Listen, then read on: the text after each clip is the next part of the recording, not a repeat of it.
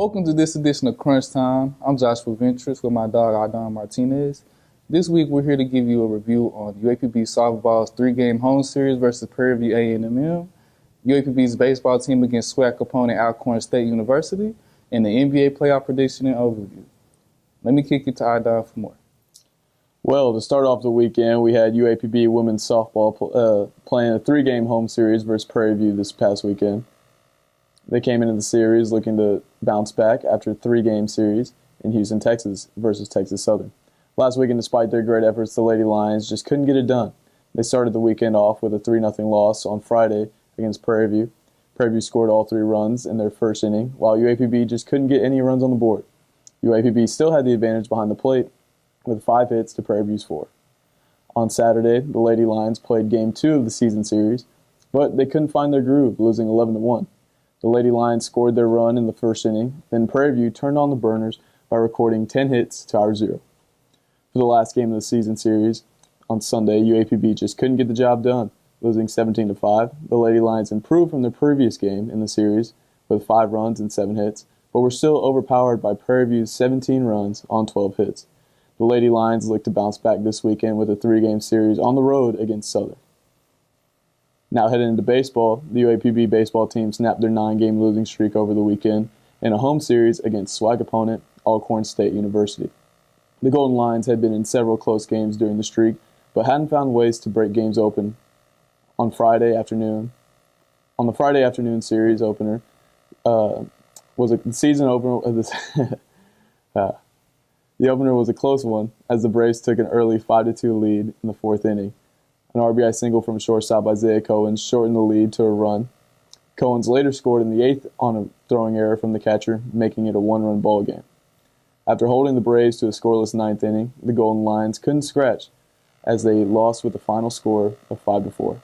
On Saturday, the Golden Lions found themselves with an early 2-0 lead until the 7th inning when the Braves scored 3 runs, taking a 4-2 lead. With an RBI walk from second baseman Drew Cates in the bottom of the 7th and a sacrifice fly from catcher Brad Mikan in the 8th, the Golden Lions found themselves with momentum as they headed into extra innings. With a leadoff walk from Edwin De La Cruz, Andre Green came in to pinch run after a stolen base from Green and advancing to third base on a throwing error from the catcher. The Golden Lions had the winning run 90 feet away. Green would practically walk into home plate on a wild pitch to win the game for the Golden Lions.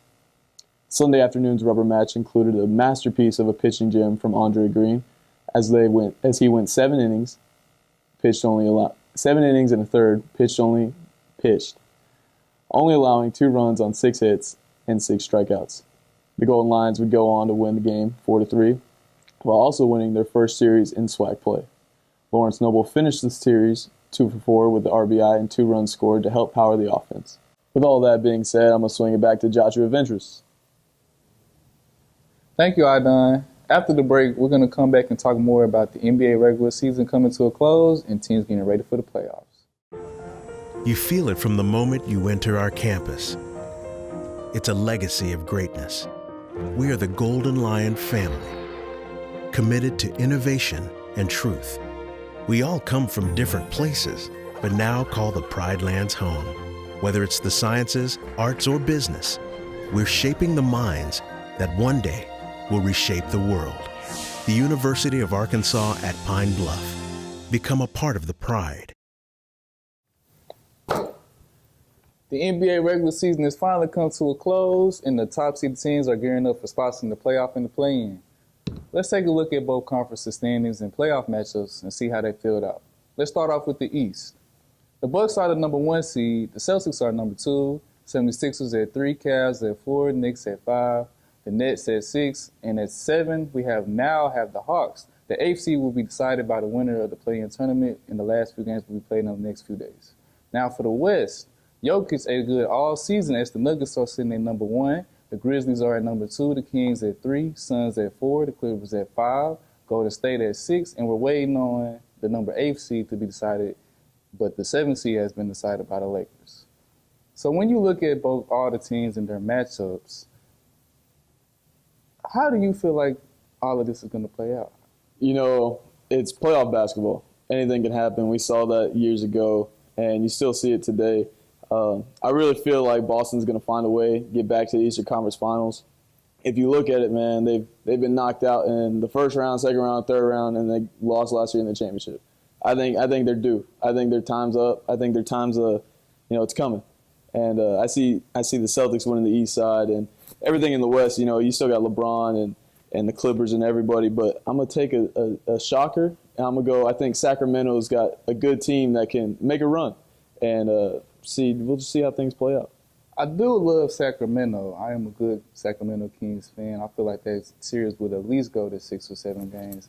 People are underestimating the Kings. They need to go and look at the stats and the research. No doubt. De'Aaron Fox, man, that guy's he's taking the league by storm.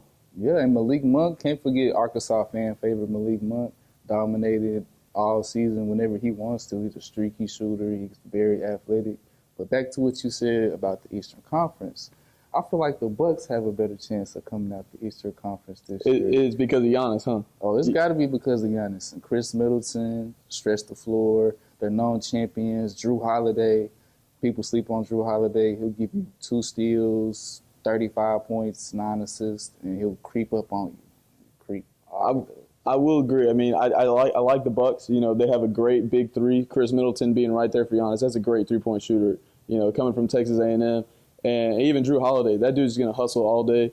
But if it goes Game 7, Eastern Conference Finals, and you got the Bucks and the Celtics, I'm taking Jason Tatum and the Celtics, man. Him and Jaylen Brown, it's their time. It is their time. I don't know, man. They're established champions, but it's all whatever in the NBA playoff basketball. The craziest things can happen. Out the West picture looks a little more cloudy for you have the Nuggets at the number 1 seed, but I'm not completely sold on the Nuggets. How do you feel about them? I like Denver. Jokic just leads the offense, but like you said, I'm not sold. Jokic is that one dude, and he's their number 1 guy. I don't think they can. I think teams can easily find ways to have better matchups against them.